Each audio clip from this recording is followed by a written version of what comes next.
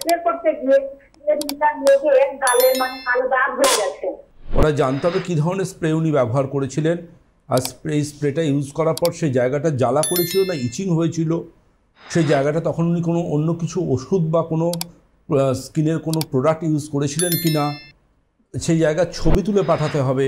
এই সবগুলো জানবার পর আমি অ্যাডভাইস করতে পারবো। সমস্যা কত রকমের আসতে পারে, মাছের জমিতে হাড়ের জমি আর কি, তাকে স্প্রে করতে গিয়ে কোনোভাবে সেই কেমিক্যালটা লেগে গালে দাগ হয়েছে। প্র্যাকটিক্যালতে আমার সেদিন এক ভদ্রলোক এসেছিলেন, তিনি বললেন যে একজন মুনিবর মানে একজন যোগাসনের একজন ভদ্রলোক, তো তিনি আর কি যে সন্ন্যাসীদের মতো পোশাক আশাক করেন, তো হয়তো গৃহী অথচ সন্ন্যাসীও মানুষ হন, তো তিনি তারা বেশিরভাগ ক্ষেত্রে আয়ুর্বেদিক ডাক্তার মানে ডাক্তারিটা করেন, এদিকে তারা ডাক্তার নন, তারা কোনো বিশ্ববিদ্যালয়ে আয়ুর্বেদ নিয়ে একটা লাইনও পড়াশুনো করে আসেননি, অথচ তারা এমনভাবে কথা বলবেন যে মনে হবে যেন ডাক্তারই। তিনি বলেছেন নাকি সকালবেলা ঘাসের মধ্যে বিভিন্ন রকম ওই কসরত করতে, যোগা ফুগা প্রাণায়াম এই সেই ঘাসের ওপর করতে। তো আমি আপনাদের প্রত্যেককে বলবো, যাদের যাদের সকালে ঘাসের উপর হাঁটা অভ্যেস আছে, কী পরিমাণ যে আপনি অপূরণীয় ক্ষতি করছেন ভাবতে পারবেন না। এমন বেশ কিছু কৃমি হয় যেগুলো পায়ের তলা দিয়ে কিন্তু পেনিট্রেট করে ঢুকতে পারে আপনার স্কিনে, এবং প্রচুর পেশেন্ট আমরা পাই।